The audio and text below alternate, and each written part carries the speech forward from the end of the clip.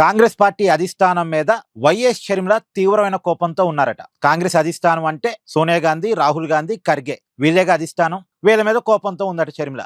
గురువారం నాడు జరిగినటువంటి పిసిసి అధ్యక్షుల సమావేశానికి కూడా వెళ్ళలేదట. వెళ్ళకపోవటానికి ఉన్న కారణం ఏంటి అంటే, ఆమెకి రాజ్యసభ సీట్ ఇస్తామని పార్టీలో చేరేటప్పుడు హామీ ఇచ్చి హామీని కాంగ్రెస్ అధిష్టానం నిలబెట్టుకోలేదు అనేది.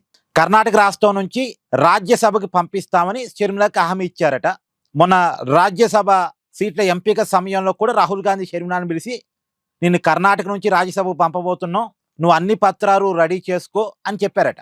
ఆ మాట చెప్పిన తర్వాత ఎవరో రాజకీయం నడిపించారు, షర్మిలకి ఇవ్వాల్సిన రాజ్యసభ సీట్ ఆగిపోయింది అనేటువంటిది. షర్మిల తన సన్నిహితుల దగ్గర చెప్తుంది ఏంటంటే, నా కుటుంబ సభ్యుడే నాకు రాజ్యసభ సీటు రాకుండా కర్ణాటక కాంగ్రెస్ నాయకుల ద్వారా కాంగ్రెస్ హైకమాండ్ దగ్గర రాజకీయం నడిపాడు.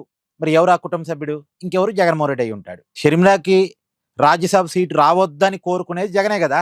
జగన్ వైసీపీ నుంచి రాజ్యసభ సీట్ ఇవ్వలేదు, వైసీపీ నుంచి లోక్సభ సీట్ అడిగితే ఇవ్వలేదు. ఆ లోక్సభ సీటు షర్మిలకే ఇవ్వమన్నందుకు వైఎస్ వివేకాకి ఏమైందో మీ అందరికీ తెలుసు. అంటే షర్మిల విషయంలో అంత కోపంగా ఉన్నాడు. షర్మిలకి ఒక ఆస్తి విజయమ్మ రాసిచ్చినందుకు విజయమ్మని కోర్టుకే లాగాడు జగను. అలాంటిది షర్మిల ఇప్పుడు రాజ్యసభ సభ్యులు అవుతుంటే జగన్ ఆగుతాడా? సహజంగానే రాజకీయం నడిపించుంటాడు. కర్ణాటకలో డీకే శివకుమార్ ద్వారా రాజకీయం నడిపించాడో లేదా ఇంకెవరి ద్వారా రాజకీయం నడిపించాడో తెలీదు. మేబీ మనం గతంలో కూడా అనుకున్నాం చిదంబరం ద్వారా ఏదో జగన్ రాజకీయం నడిపిస్తున్నాడని. కానీ షర్మిలకు ఉన్న అనుమానమేమో కర్ణాటక కాంగ్రెస్ నాయకుల ద్వారా రాజకీయం నడిపించాడు అనేటువంటిది. మొత్తానికి సరే, రాజకీయం ఎలా నడిచినా ఎవరు నడిపించినా షర్మిలకైతే రాజ్యసభ సీట్ మిస్ అయింది.